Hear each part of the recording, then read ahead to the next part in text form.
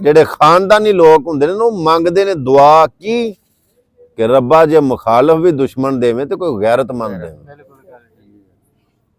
ਬਗੈਰਤ ਦੁਸ਼ਮਣ ਹੋਵੇ ਜਾਂ ਬਗੈਰਤ ਸੱਜਣ ਹੋਵੇ ਉਹਦੇ ਕੋਲੋਂ ਮਾਫੀ ਮੰਗ ਜੋ, ਦੂਰ ਹੋ ਜਾਓ। ਬਿਹਤਰ ਇਸੇ ਗੱਲ ਦੇ ਵਿੱਚ ਕਿਸੇ ਜੰਗਲ ਦੇ ਵਿੱਚ ਨਾ ਸ਼ੇਰ ਨਿਕਲਿਆ।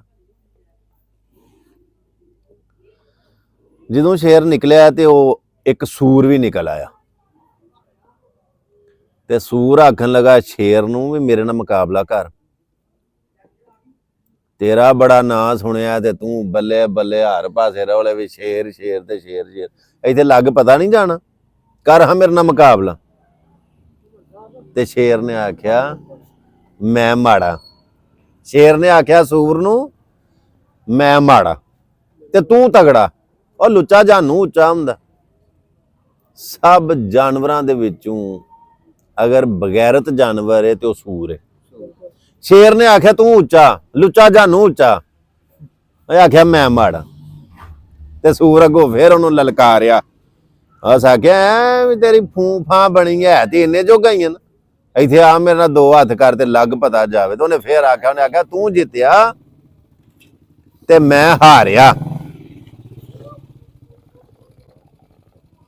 ਤੇ ਸੂਰ ਨੇ ਅੱਗੋਂ ਸ਼ੇਰ ਨੂੰ ਆਖਿਆ ਕਿ ਮੈਂ ਲੱਗਾ ਹੁਣ ਜੰਗਲ 'ਚ ਫਿਰਨ ਤੇ ਮੈਂ ਫਿਰ ਕੇ ਦੱਸਣਾ ਦੂਜਿਆਂ ਸਾਰਿਆਂ ਜੰਗਲੀਆਂ ਨੂੰ ਕਿਵੇਂ ਸੁੱਕੀ ਫੂਫਾ ਇਹਦੀ ਬਣੀ ਹੈ ਤੇ ਸ਼ੇਰ ਬਣਿਆ ਫਿਰਦਾ ਹੈ ਤੇ ਇਹਨੇ ਜੋਗਾ ਨਹੀਂ ਮੇਰੇ ਨਾਲ ਮੁਕਾਬਲਾ ਕਰ ਸਕੇ। ਤੇ ਸ਼ੇਰ ਨੇ ਆਖਿਆ ਤੇਰਾ ਇਹ ਇਲਜ਼ਾਮ ਮੈਨੂੰ ਵਾਰੇ 'ਚ, ਉਂਝ ਤੇਰੇ ਨਾਲ ਘੁਲਣਾ ਮੈਨੂੰ ਵਾਰੇ 'ਚ ਨਹੀਂ। ਤੂੰ ਇਲਜ਼ਾਮ ਲਾ ਕਿ ਸ਼ੇਰ ਬੁਜ਼ਦਿਲ ਇਹਨੇ ਜੋਗਾ ਨਹੀਂ, ਇਹ ਇਲਜ਼ਾਮ ਮੈਨੂੰ ਵਾਰੇ 'ਚ। ਜਦੋਂ ਕਿਸੇ ਬਗੈਰਤ ਨਾਲ ਵਾਹ ਪੈ ਗਈ ਤਾਂ ਉਹਨੂੰ ਆਹ ਛੜੋ ਯਾਰ ਤੂੰ ਉੱਚਾ ਮੈਂ ਮਾੜਾ, ਮਾਫੀ ਮੰਗ ਲਓ। ਅੱਲਾਹ ਕੁਰਾਨ ਦੇ ਵਿੱਚ ਆਖਿਆ ਜਿੱਥੇ ਜਾਹਲਾਂ ਨਾਲ ਮੱਥਾ ਲੱਗ ਜੇ ਉਹਨਾਂ ਨੂੰ ਸਲਾਮ ਕਹਿ ਜਾਓ। ਇਹ ਕੁਰਾਨ ਦਾ ਫੈਸਲਾ ਹੈ। ਤੇ ਪੰਜਾਬੀ ਦੀ ਮਿਸਾਲ ਇਸ ਵਾਸਤੇ ਸਮਝਾਈਏ ਕਿ ਮੱਦੇ ਮੁਕਾਬਲ ਵੇਖੋ ਕੋਈ ਅਗਲਾ ਇਹਨੇ ਜੋਗਾ ਹੈ ਵੇ। ਜਿਹੜੇ ਖਾਨਦਾਨੀ ਲੋਕ ਹੁੰਦੇ ਨੇ ਉਹ ਮੰਗਦੇ ਨੇ ਦੁਆ ਕੀ ਕਿ ਰੱਬਾ ਜੇ ਮੁਖਾਲਫ ਵੀ ਦੁਸ਼ਮਣ ਦੇਵੇ ਤੇ ਕੋਈ ਗੈਰਤਮੰਦ ਦੇਵੇ। ਬਗੈਰਤ ਦੁਸ਼ਮਣ ਹੋਵੇ ਜਾਂ ਬਗੈਰਤ ਸੱਜਣ ਹੋਵੇ ਉਹਦੇ ਕੋਲੋਂ ਮਾਫੀ ਮੰਗ ਜੋ, ਦੂਰ ਹੋ ਜਾਓ। ਬਿਹਤਰ ਇਸੇ ਗੱਲ ਦੇ ਵਿੱਚ।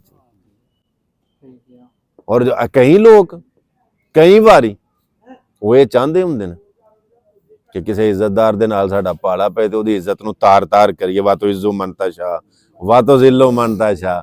ਰੱਬ ਦੀ ਜ਼ਾਤ ਜੇ ਕੰਡ ਨਾ ਲਵਾਏ ਨਾ ਤੇ ਦੁਨੀਆ ਦੀ ਕੋਈ ਤਾਕਤ ਨਹੀਂ ਐਸੀ ਕਿ ਜਿਹੜੀ ਬੰਦੇ ਨੂੰ ਜ਼ਲੀਲ ਕਰੇ। ਤੇ ਜੇ ਰੱਬ ਜ਼ਲੀਲ ਕਰਨ ਤੇ ਆਈਏ ਨਾ ਤੇ ਦੁਨੀਆ ਦੀ ਕੋਈ ਤਾਕਤ ਨਹੀਂ ਜਿਹੜੀ ਫਿਰ ਇੱਜ਼ਤ ਵੀ ਦੇ ਸਕੇ। ਇਹ ਫੈਸਲੇ ਨੇ ਮੇਰੇ ਰੱਬ ਦੇ।